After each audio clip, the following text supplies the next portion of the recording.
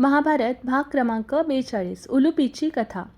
अर्जुनाने वनवासाच्या काळात अनेक प्रदेशांचा प्रवास केला। त्या प्रवासात त्याची भेट उलुपी नावाच्या नागकन्येशी झाली। उलुपी ही नागराज कौरव्याची कन्या होती। तिने अर्जुनाला आपल्या पाण्याखालील राज्यात म्हणजे गंगा नदीच्या तळाशी असलेल्या नागलोकात नेले। उलुपी शूर, विदुषी आणि युद्धकलेत पारंगत होती। अर्जुन तिच्या सौंदर्याने आणि पराक्रमाने प्रभावित झाला आणि त्यांचा विवाह झाला।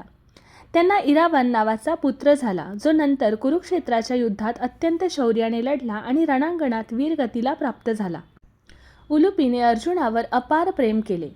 तिने नंतर अर्जुनाच्या दुसऱ्या पत्नी चित्रांगदा पुत्र बब्रुवाहनाला युद्धकलेचे शिक्षण दिले।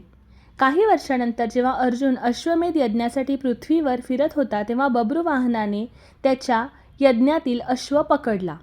नियमानुसार त्याला त्यावेळी अर्जुनाशी युद्ध करावे लागले, पण त्याला हे माहीत नव्हते की अर्जुनच त्याचा पिता आहे।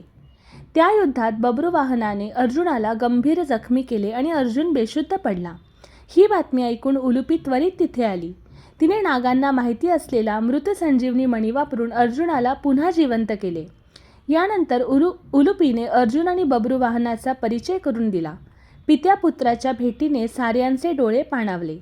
अर्जुनाने त्याला आलिंगन देऊन आशीर्वाद दिला।